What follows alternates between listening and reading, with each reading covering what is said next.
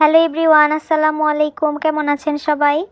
যেহেতু কাল থেকে রোজা শুরু, এর জন্য আমি কিছু বাজার করে নিয়েছি। এখন আমি বাজারগুলো একটা একটা করে ঢেলে নিব।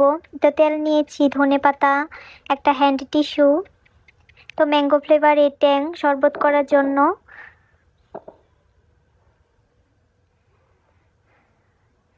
তো গরুর মাংস নিয়েছি,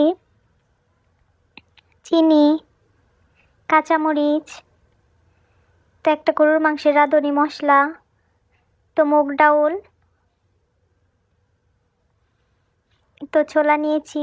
রমজান মাসে ছোলাটাই বেশি খাওয়া হয় মুড়ির সাথে। তো পেঁয়াজ, রসুন, টমেটো, এই তো ব্যাগে আরও কিছু বাজার রয়েছে, আমি এগুলো পরে গুছিয়ে নিব। এখন আমি গরুর মাংসটা ঢেলে নিচ্ছি। গরুর মাংসটা কি ফ্রেশ, তাই না?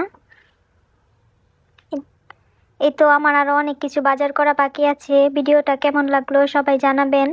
সবাইকে রমাদান মোবারক। খোদা হাফেজ।